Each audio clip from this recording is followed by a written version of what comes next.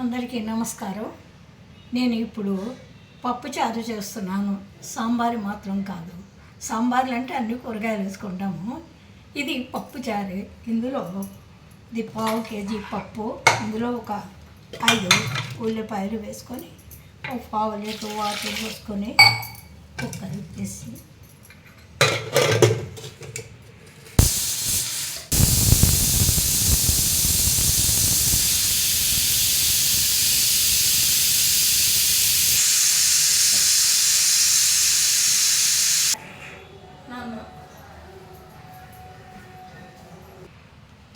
పప్పు రెడీ అయ్యింది.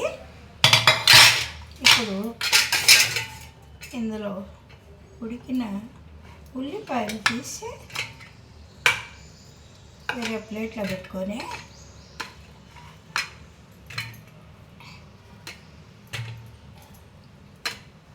ఇందులో పప్పు ఇలా రుబ్బుకోవాలి. ఇందులో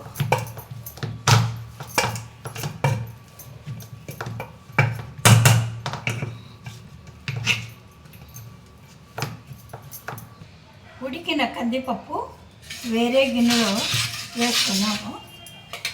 అందులో ఈ ఉల్లిపాయలు,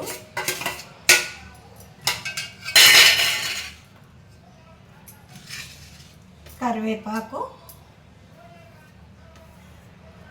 పసుపు, సాల్టు ఒక స్పూను, ఒక స్పూను కారం,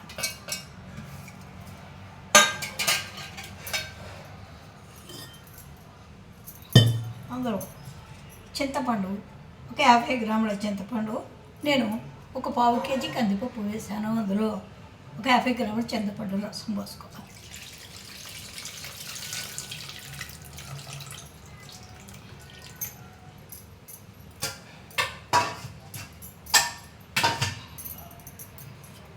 వేరే ఒక 1/2 లీటర్ వాటర్ పోసుకొని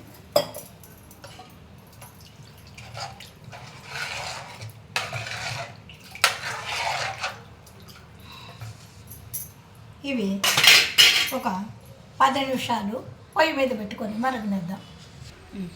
ఇప్పుడు స్టవ్ వెలిగించుకొని అన్నీ కలుపుకున్న పప్పుచారు పొయ్యి మీద పెట్టి ఒక 10 నిమిషాలు మరిగించుకుందాం. దీని మీద మూత పెట్టుకొని ఒక 10 నిమిషాలు మరిగితే చాలు.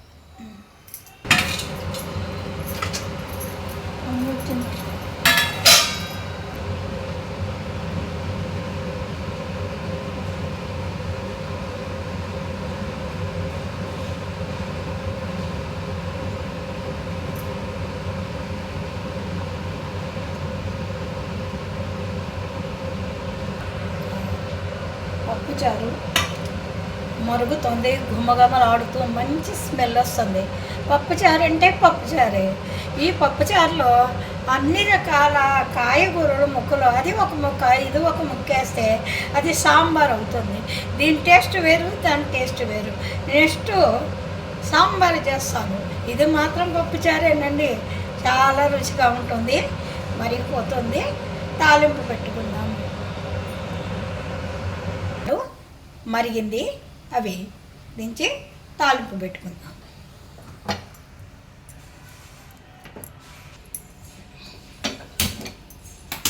ఇప్పుడు కడాయి పొయ్యి పైన పెట్టుకొని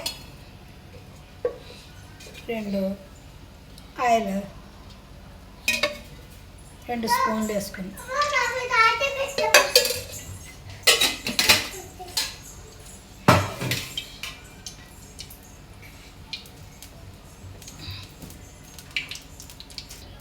జీలకర్ర,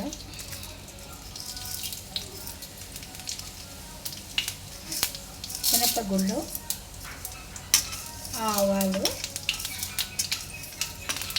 శనగపచ్చలు,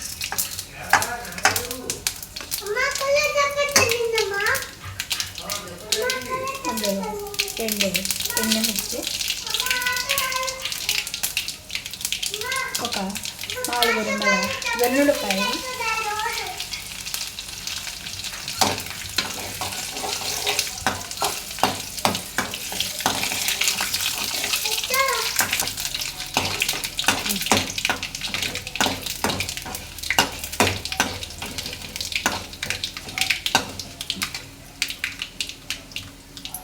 కరివేపాకు స్టవ్ ఆఫ్ చేసుకొని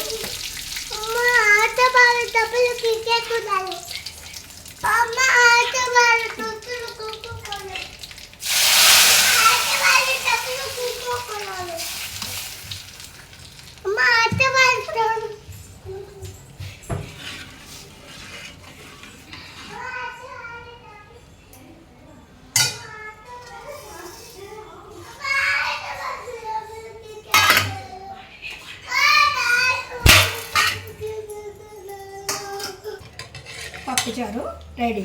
ఇదిగోండి మనం ఉల్లిపాయలు వేసుకున్నాం. ఈ ఉల్లిపాయలు ఇలానే ఉంటాయి. ఈ పప్పుచారులో నంచుకుని తింటూ ఉంటే చాలా బాగుంటాయి. ఎండుమిర్చి అలాగే ఇగురు కూరలు ఏవైనా వడియాలు ఊరమిరపకాయలు అలాంటివి నంచుకుని తింటే బాగుంటుంది. వేడి వేడి అన్నంలో వేడి వేడి పప్పుచారు. ఇది పప్పుచారు చాలా టేస్ట్గా ఉంటుంది. ఇలాగే మీరు కూడా ఒకసారి ప్రయత్నించండి.